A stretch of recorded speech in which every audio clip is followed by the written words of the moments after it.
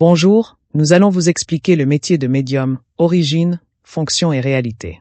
Introduction. Depuis la nuit des temps, l'humanité a cherché à comprendre ce qui dépasse son champ de perception. Certains individus, appelés médiums, prétendent être capables de percevoir des réalités invisibles aux yeux du commun des mortels. Ils se présentent comme des intermédiaires entre le monde des vivants et celui des esprits, fournissant conseils et révélations à ceux qui cherchent des réponses. Mais qui sont réellement les médiums? D'où vient cette pratique? Comment fonctionne-t-elle et quelle est sa place aujourd'hui? Dans cet ouvrage, nous allons explorer en détail l'univers du médium, son histoire, ses méthodes, son rôle, les critiques qui l'entourent, ainsi que les aspects plus concrets comme les tarifs et les attentes des clients. Chapitre 1. L'histoire et les origines du médium. 1.1 Une pratique millénaire. Le rôle du médium existe depuis l'Antiquité. Dans toutes les civilisations, il y a toujours eu des individus qui affirmaient posséder un don de communication avec l'invisible. Dans l'Égypte ancienne, les prêtres servaient d'intermédiaires entre les dieux et les hommes. Ils interprétaient les rêves et pratiquaient des rituels censés invoquer des entités spirituelles. Dans la Grèce antique, l'oracle de Delphes était consulté par les plus grands dirigeants. La Pythie, une prêtresse du temple d'Apollon, tombait en transe et délivrait des prophéties. Dans le chamanisme, que l'on retrouve en Asie, en Amérique du Sud et en Afrique, les chamans communiquaient avec les esprits des ancêtres et de la nature grâce à des états modifiés de conscience. Dans le christianisme médiéval, certaines figures mystiques, comme Jeanne d'Arc, affirmaient entendre des voix divines les guidant dans leur mission. L'essor du spiritisme au XIXe siècle. Le médium tel qu'on le conçoit aujourd'hui trouve ses racines dans le spiritisme, un courant né au XIXe siècle et popularisé par Allan Kardec, 1804 à 1869. Ce dernier a codifié les principes du spiritisme dans plusieurs ouvrages, notamment le Livre des Esprits et le Livre des Médiums. Les célèbres sœurs Fox, aux États-Unis, furent parmi les premières à médiatiser la communication avec les esprits en 1848. Leurs séances de table tournante, où les esprits répondent aux questions en frappant sur du bois, fascinèrent le public et contribuèrent à la popularité du spiritisme. Chapitre 2. Le rôle et les fonctions du médium. Le médium est avant tout un intermédiaire entre le monde matériel et le monde spirituel. Ses capacités peuvent se manifester de différentes manières. Les types de médiumnité. 1. La médiumnité sensorielle. Certains médiums ressentent physiquement la présence des esprits, frissons, sensations de chaleur ou de froid. 2. La médiumnité auditive. Ils entendent des voix ou des messages venant de l'au-delà.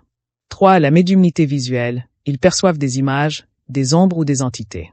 4. La médiumnité psychographique. Ils écrivent sous l'influence d'un esprit, écriture automatique. 5. La médiumnité parlée. Ils entrent en transe et transmettent un message oral d'un esprit. À quoi sert un médium? Le rôle du médium peut être multiple. Apporter du réconfort aux personnes en deuil en leur transmettant des messages de leurs proches décédés. Aider à la prise de décision en révélant des informations sur l'avenir. Guider spirituellement ceux qui cherchent un sens à leur existence. Effectuer des nettoyages énergétiques de lieux ou de personnes supposées être affectées par des énergies négatives. Chapitre 3. Les séances et leur déroulement. Comment se passe une consultation? Une séance avec un médium peut se faire en personne, par téléphone ou en visioconférence. Voici les étapes typiques. 1. Accueil et discussion préliminaire. Le médium pose quelques questions pour comprendre les attentes du consultant. 2. Entrée en connexion. Selon sa méthode, il peut entrer en méditation, utiliser des objets, cartes, pendules, ou se laisser guider par ses perceptions. 3. Transmission des messages. Le médium délivre ce qu'il perçoit et répond aux questions du consultant.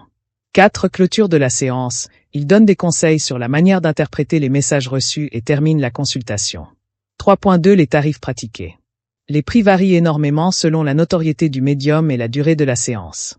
En général, une séance basique dure 30 à 60 minutes et coûte entre 50 et 150 €.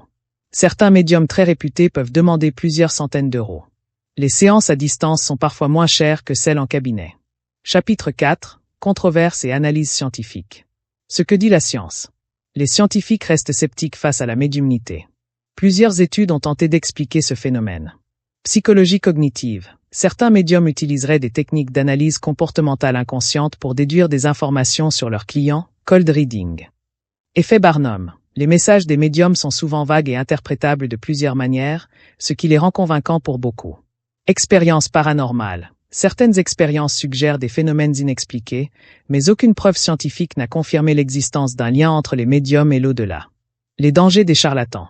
Le monde de la médiumnité attire aussi des arnaqueurs qui exploitent la souffrance des gens. Quelques signaux d'alerte. Les médiums qui promettent des résultats à 100%. Ceux qui demandent des sommes exorbitantes pour lever des malédictions. Les faux médiums qui exploitent la détresse émotionnelle des clients. Conclusion.